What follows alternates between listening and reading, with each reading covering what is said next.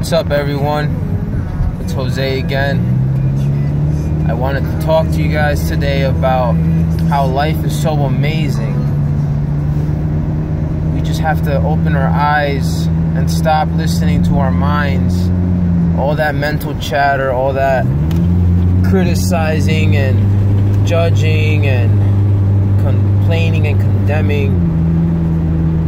We have to learn to drop all that, because that is what is putting filters and lenses over our perception of the world, and we're seeing the world for something that it truly isn't. We are projecting all of our demons and our fears out onto the world and the people, and some of us even go as far as deluding ourselves to the point where we start blaming the things that we see as the problem. But when you start to awaken, you realize that it's really all within. It's all the weaknesses, all the condemning and all the complaining you're doing is really something that you haven't worked out within yourself. So you won't see life as an amazing reality, as the true reality that it is, until you discard, until you drop all the hot coals that we're holding on to. And a lot of people ask, how can we drop all of our identities, all of our judgments? Well, how do you drop something that's hot? You just let go of it. You don't think about letting go of it. You just do it. So whenever a thought arises that you know is gonna lead you astray, remind yourself that the thought isn't who you are, and inquire, ask yourself who you really are. Dig deep and find that energy force that is limitless and doesn't have a name or quality like we have here on this realm, where it's permanent. Our true self is more of a space. It's more of a dazzling darkness, as Ayashanti says. It's something that can't be defined, but yet it has certain qualities that permeate it like perfume.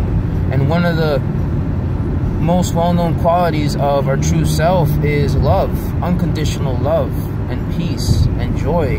These are all things that through our egoic mind we think we need to pursue and we need to achieve, but yet they're already within us. They're seeds that are waiting to bloom, and we have to water them and stop watering our identities and our judgments that we see all around us, because these things are not they're not permanent. We at one point in our life decided to bring them into our consciousness and keep referring back to them based on what we see around us. But what we see around us isn't really what is there. What I see and what you see are totally different. So there's no real truth in the identities that you see the world in. And when you really see this, and all identities drop, and you don't have the need to label things anymore, that is true freedom. That is when a bird isn't a bird anymore. It's this magical being that flies and does what it does from a higher level of consciousness that we can also tap into and understand the beings around us and understand the events around us at a deeper level, and not just automatically say to ourselves, oh, that's a bird, that's a good experience, that's a bad experience. There's so much more that is enriching our experience and the things around us. But we have been so caught up looking at what we think we see instead of looking at what is. What is cannot be defined. Just like I can't be defined, my true self can't be defined, your true self can't be defined, what is cannot be defined, because it's the same thing. What is our reality, and our reality is what is. and we are what is. From a deeper level, to see this is ultimate bliss, because you no longer look for God. You realize that God has been working through you this whole time. And we've been telling God that the things that he's been sending our way aren't good enough to our ego. So that has been what has caused suffering. But now we're breaking free from this suffering, and we're realizing that suffering is just an attitude.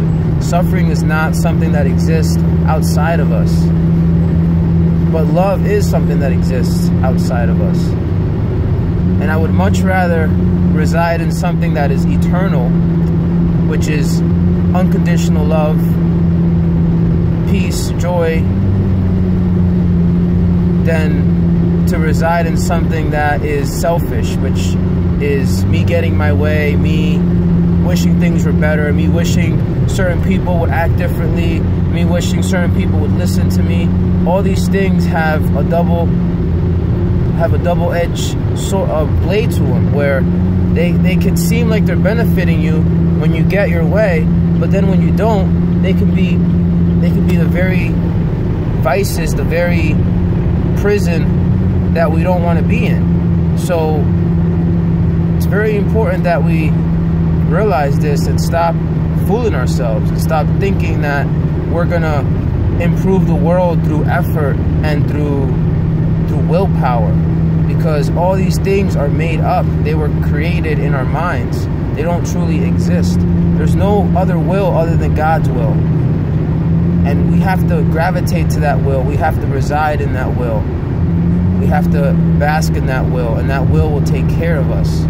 Just like it takes care of the plants and the trees and everything that you see all around you. Everything is in unison. Even when it seems like it's not in unison, it is in unison.